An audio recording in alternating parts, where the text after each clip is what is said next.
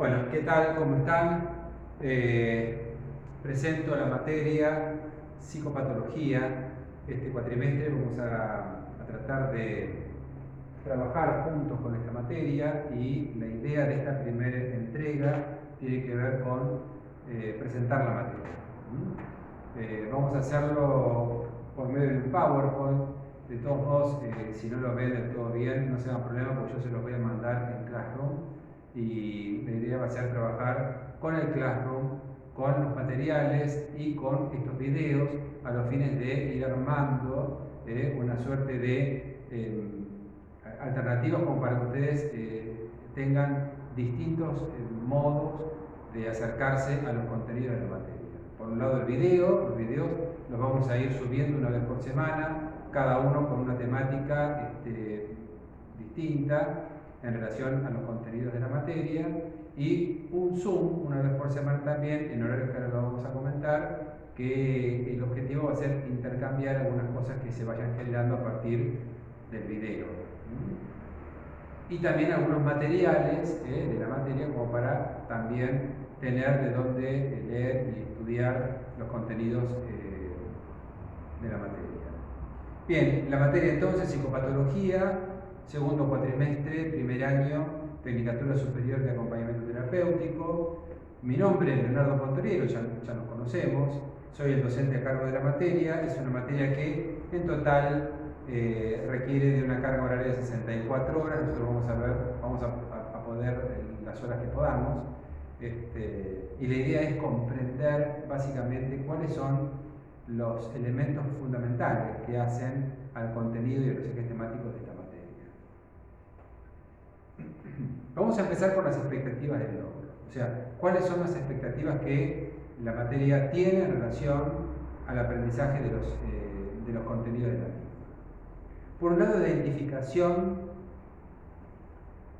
de manifestaciones psicopatológicas y síntomas psíquicos que puedan requerir esquemas de atención con AT. O sea, ¿cuáles son los cuadros psicopatológicos? Básicamente, que en función de sus características pueden requerir de un armado interdisciplinario en el cual se puede introducir la figura del AT.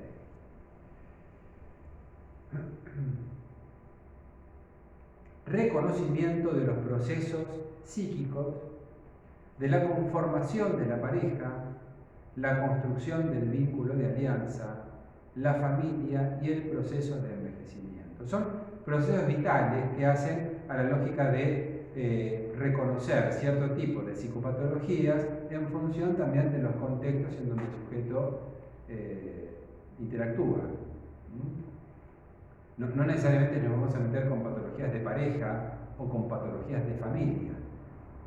No sé si existe eso, ¿sí? Hay situaciones de malestar en la pareja, en la familia, en los vínculos, pero lo que vamos a tratar de pensar es el sujeto que porta un cuadro psicopatológico en el contexto de lo familiar o de la pareja o de los vínculos. Dominio de los aspectos generales sobre psicopatología a los fines de comprender el lenguaje de los profesionales, psicólogos y psiquiatras. Esto tiene que ver con la lógica de la comprensión de ese idioma, de ese discurso, de ese dialecto, que básicamente está de alguna manera ubicado dentro del contexto psíquico. O sea, cuando nosotros hablamos, por ejemplo, de que hay una derivación con un paciente depresivo, bueno, nosotros más o menos entender de qué estamos hablando con eso. O, por ejemplo, hay ciertos rasgos anedónicos en un paciente. Bueno, ¿qué es la anedonia? ¿Dónde la tengo que ubicar? ¿En torno de qué tipo de cuadros lo puedo pensar? Bueno, la anedonia, que es la falta de interés o falta de deseo sexual, está directamente vinculado a patologías como la depresión, está vinculado a patologías como las esquizofrenias, distintos tipos de esquizofrenia.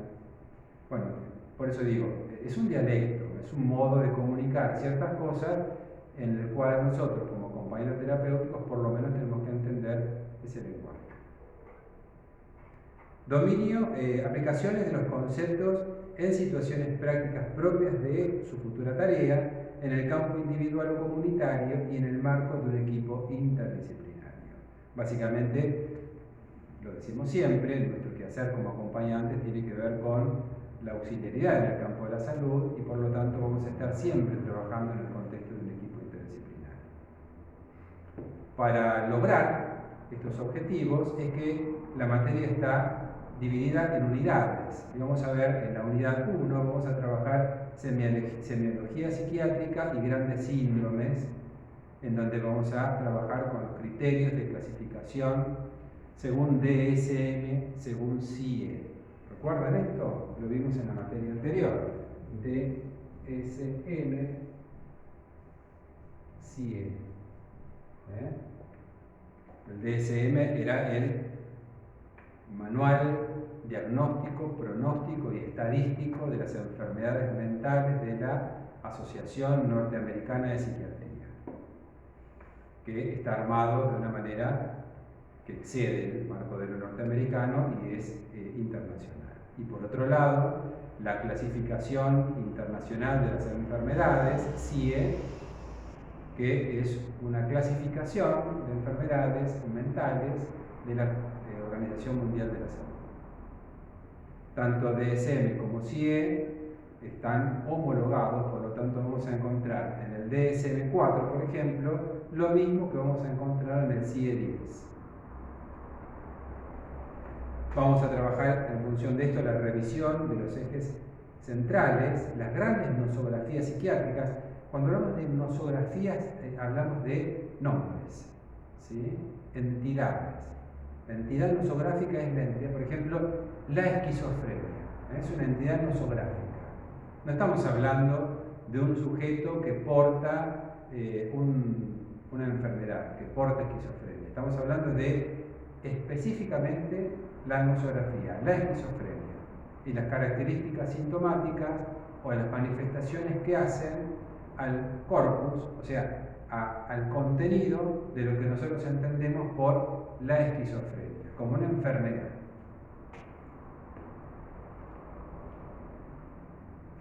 La unidad 2, esquemas de trastornos y elementos para el diagnóstico. Acá cuando nos metemos con elementos para el diagnóstico, estamos pensando básicamente en el diagnóstico que se hace en psiquiatría, que básicamente tiene como, digamos, como elemento poder elaborar cuáles son los criterios diagnósticos que según estos manuales dan lugar a pensar que hay algo del orden de una enfermedad, ¿sí?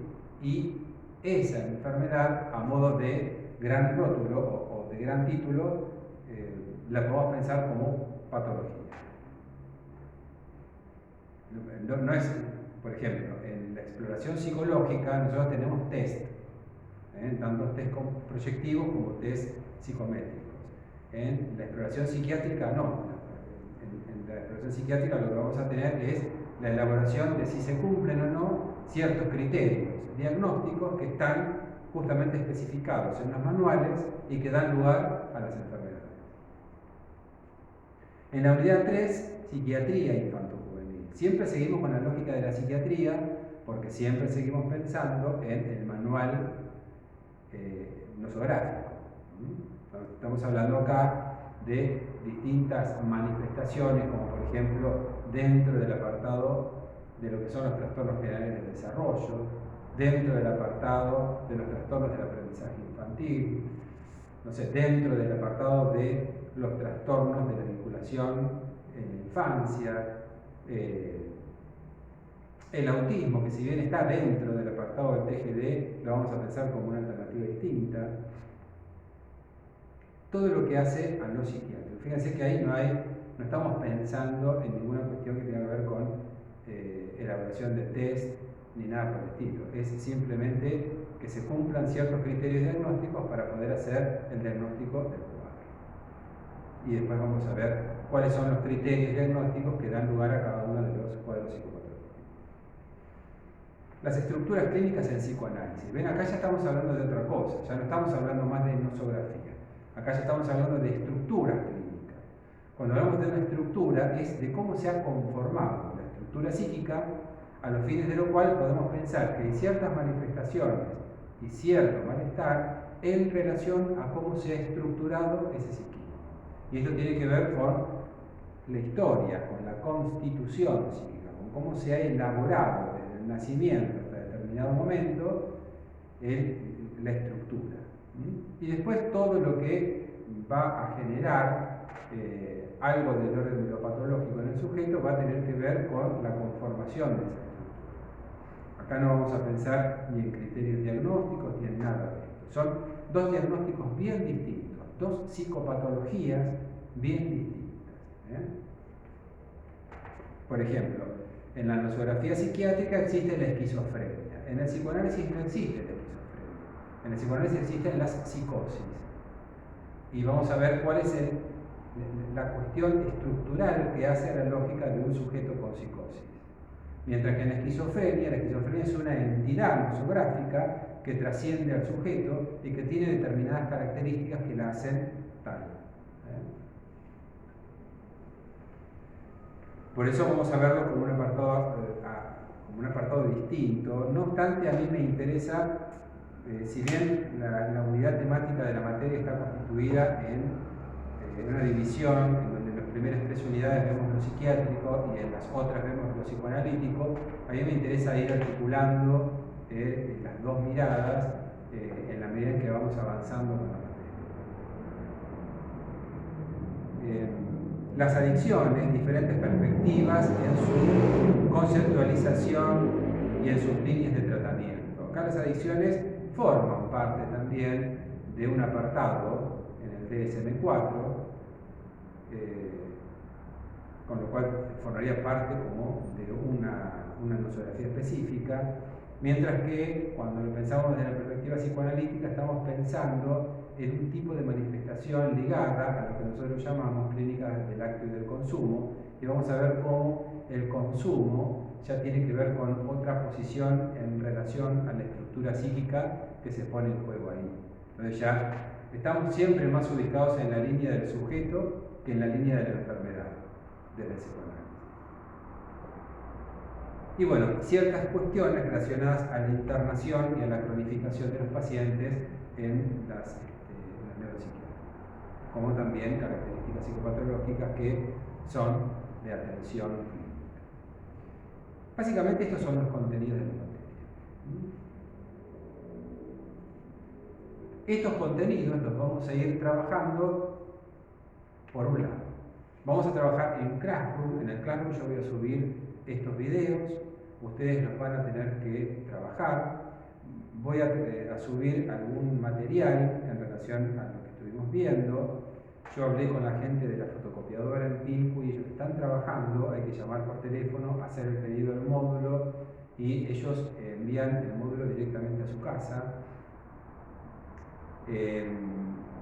Bueno, la idea también es, para el que no pueda o no quiera trasladarse o adquirir todo el módulo de la materia, yo les voy a ir mandando por el Classroom el material para la clase del día.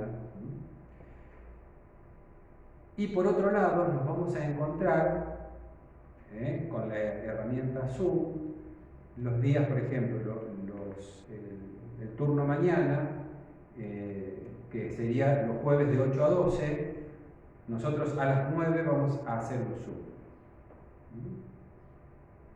Y en el turno vespertino, que el horario sería de 18 a 22, a las 20 vamos a hacer un Zoom. Tengan en cuenta que el Zoom más o menos durará 1 hora y media.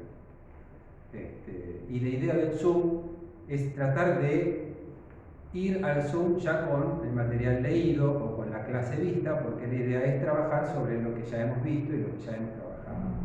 O si no, se hace realmente muy difícil armar una clase en función a nuevos conceptos o abrir temas si no lo vimos antes en la clase, ¿no? En la clase de clase. Así que vamos a hacer, por un lado, yo subo la clase en Classroom, ustedes la ven y vamos a utilizar los Zoom como para que haya una interacción y como para que vayamos elaborando algunas preguntas o dudas o inquietudes o cosas que a ustedes se les ocurra a partir de lo que ha generado el video.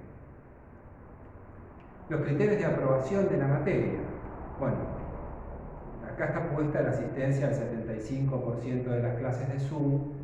Yo voy a tratar de ser un poco elástico en esto, entendiendo que hay algunos que se les puede llegar a complicar, pero yo les pido, en la medida de lo posible, que concurramos al Zoom de la mañana en el turno mañana y al Zoom de la tarde en el turno tarde. Si alguno no pudiera en su turno ir al Zoom, puede hacerlo en el otro turno, pero la idea es que participen del Zoom. La participación del Zoom es una participación, por lo menos, en donde aparezca la foto de ustedes. Si tienen alguna dificultad en aparecer, digamos, en el video de Zoom, bueno, pongan una fotito, pero algo que a mí me permita relacionar la cara con el nombre y el apellido. Y pongan el nombre y el apellido abajo. Pues yo estaba viendo el Zoom del otro día y aparecía, no sé, Pedro, Gaby, Toti, y está bien eso, porque son los nombres y los sobrenombres de ustedes. Pero a mí, yo Toti no sé quién es, después al momento de calificar, no sé si Toti estuvo. Entonces pónganme Juan Carlos Torres, qué sé yo, pónganme el nombre y el apellido como para que yo identifique apellido, cara y participación. La materia se va a promocionar, o por lo menos se va a aprobar, con dos instancias evaluativas. Una primera instancia evaluativa que va a ser la entrega de un trabajo sobre la primera parte de la materia. Esto va a ser más o menos, yo le puse fecha, 15 de octubre. Y por otro lado, una evaluación oral final, que esto va a ser la primera semana de diciembre. Yo particularmente no sé cómo va a ser la situación por aquellos días. Quizás ya se puedan, aunque sea mínimamente, hacer algunas que otras reuniones en persona, y si es así podemos en pequeños grupos de 2 o 3 alumnos ir tomando el examen final, que es más que un final, es un examen integrativo oral en donde lo que van a tener que expresar es la segunda parte de la materia. Si no se pudiera todavía la cuestión de la presencialidad, entonces bueno, utilizaríamos las herramientas disponibles, el Zoom o la videollamada. Bueno, pero esto es una cuestión que vamos a ir viendo en la medida en que se desarrolle la materia. Pero básicamente a mí me interesa que esté esto puntualizado. Después en todo caso tenemos el Zoom.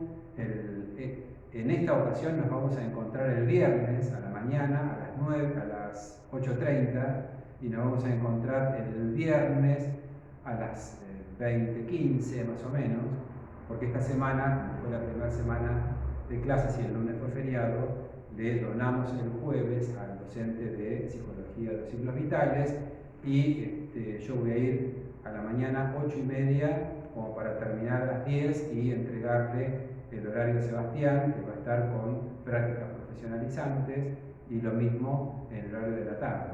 ¿Sí? Arranca Sebastián 18:30 en el Zoom de prácticas profesionalizantes y a continuación van a tener el Zoom conmigo de psicopatología. Pero es esta semana, por una cuestión excepcional. Después, normalmente vamos a vernos los días jueves a la mañana a las 9 y a la tarde a las 20. Bueno, eso fue presentación de la materia. ¿Sí? Cualquier duda, insisto, el viernes lo anotamos y ya cuando vamos al Zoom vamos con la inquietud para charlar.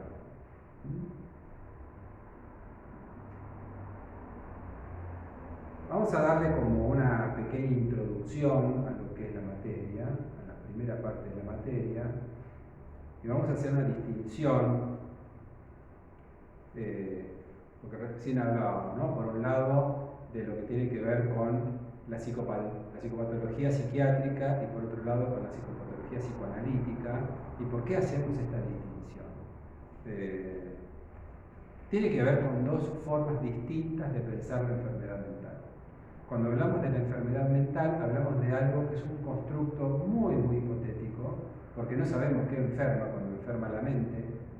¿Recuerdan eso que lo charlábamos el cuatrimestre pasado?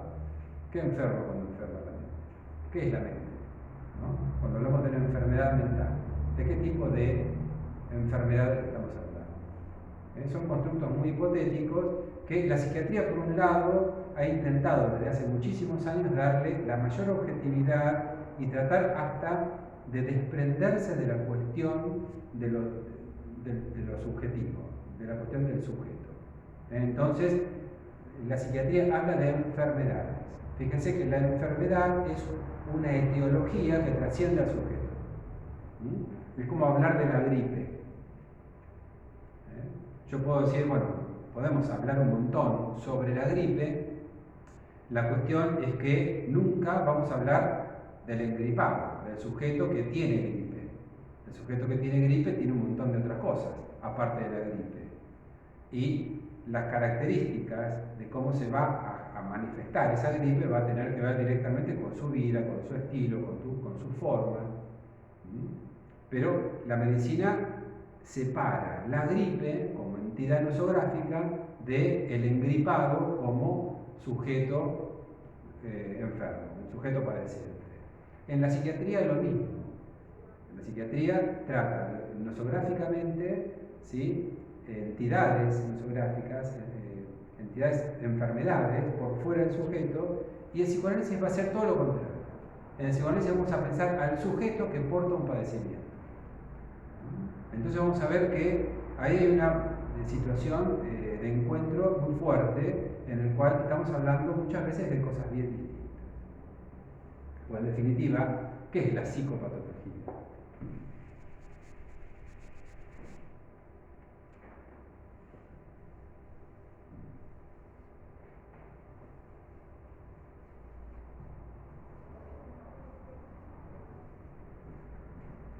Si vemos la etiología, o la etimología, perdón, de la palabra, vemos que está conformada por tres elementos. Psico, que viene de psique, y recuerdan que la palabra psique quiere decir alma, que nosotros traducimos como mente. Patos, el patos es la enfermedad.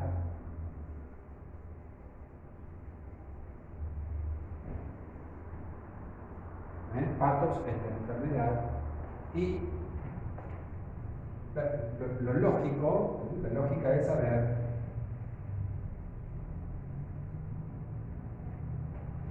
o el estudio, entonces sería el saber o el estudio de las enfermedades mentales. Esto sería psicopatología.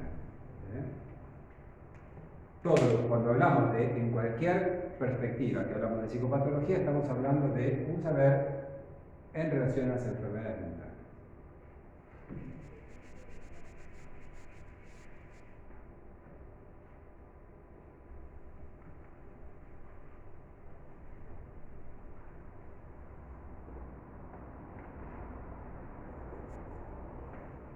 Entonces vamos a arrancar un poquito por hacer una breve descripción de la perspectiva desde la psiquiatría, esta perspectiva objetiva que habla de entidades nosográficas, que es absolutamente descriptiva y que está justamente despojada de cualquier tipo de ideología o de cualquier tipo de hipótesis cuestionable en relación a los elementos de los cuales dispone. Pensamos justamente en que la ciencia de la psiquiatría logra una clasificación. Recuerdan que habíamos hablado el cuatrimestre pasado de la clasificación de las enfermedades y cuál es el objetivo de clasificar. Justamente uno clasifica las cosas porque las tiene que ubicar, esto es, así se piensa en ciencia, ¿no? Las tiene que ubicar en un conjunto de cosas. Si yo hablo si hablo de las sillas como un conjunto de elementos, las tengo que distinguir de las paredes, porque no es lo mismo. Y en esa distinción es que se abre la perspectiva de poder distinguirlas. Entonces, bueno, ¿qué es una silla? Bueno, y a ello le voy a poner elementos que definan claramente qué es una silla en comparación con cualquier otro objeto de la sala. Se me ocurrió sillas porque tengo las sillas adelante mío. La idea de hacer una clase acá es como para que ustedes tengan una clase lo más parecido a lo que sería una clase real.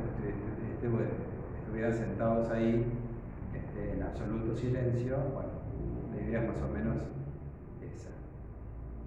Tengo sillas vacías del otro lado, por eso se me ocurrió lo de la silla.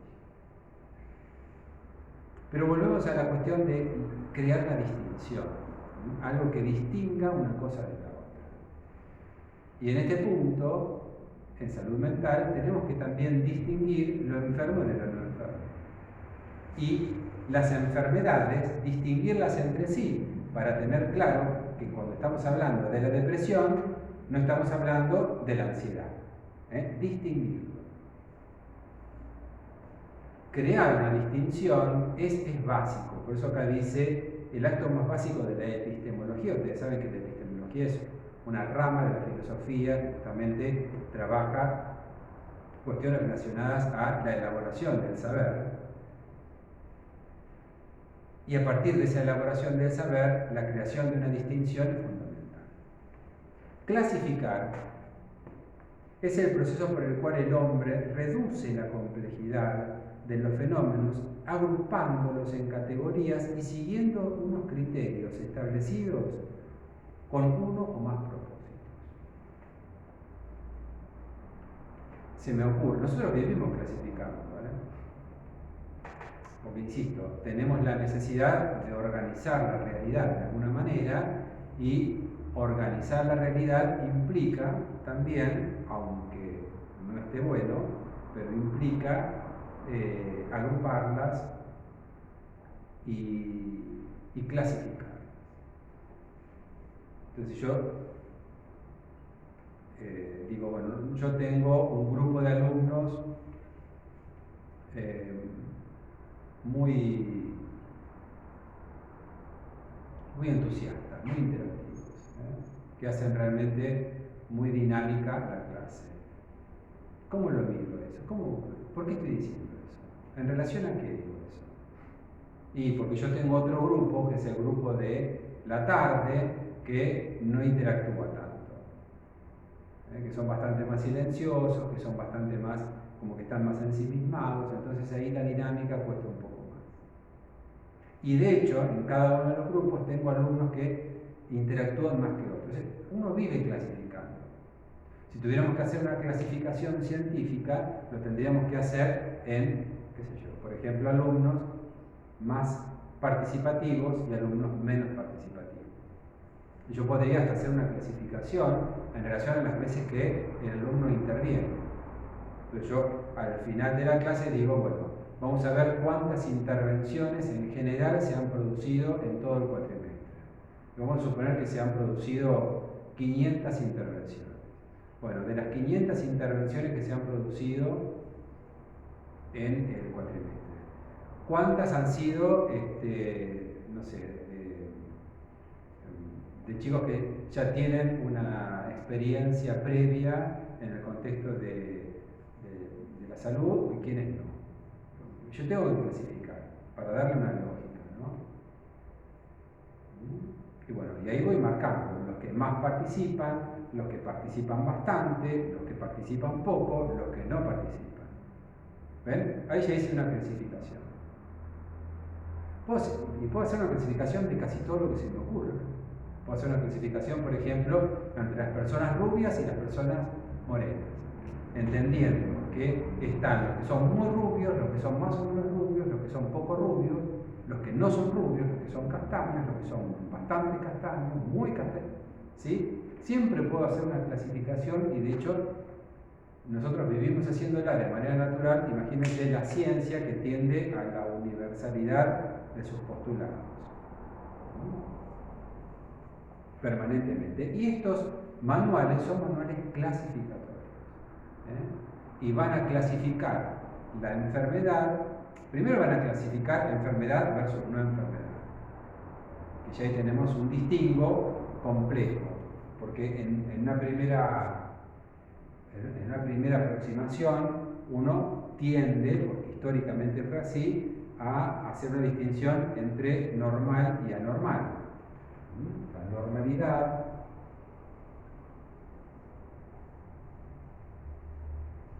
versus la anormalidad.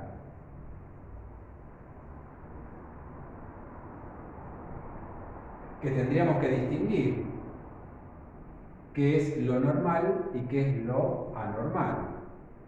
Supónganse, bueno, entendemos por normal todo aquello que es en salud, ¿no? Todo aquello que son conductas o pensamientos adecuados a la expectativa en una cultura, en una época y en una determinada edad. Y entendemos por anormal todo aquello que se aparta de lo esperable en un sujeto, en una determinada cultura y en una determinada edad. Pero hoy pensamos que es normal que haya ciertas personas que tengan ciertos comportamientos que en algún momento fueron anormales. ¿Sí? No sé, por ejemplo, hoy es normal que los jóvenes de entre 20 y 25 años tengan ansiedad. Es normal. ¿Por qué es normal? Porque si tomamos una muestra de 100 jóvenes, más o menos 70 tienen ansiedad. Entonces, ese 30 que no tiene ansiedad sería lo anormal. ¿Ven cómo acá enfermedad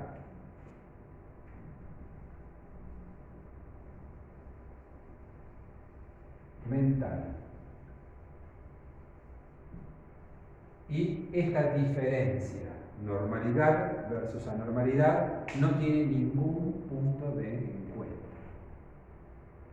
Durante muchos años se pensaba en el sujeto anormal como un sujeto enfermo. Y hoy no estamos pensando así porque la estadística nos marca otra lógica. Aparte, muchas veces es muy sano que uno sea bastante anormal. ¿Entienden?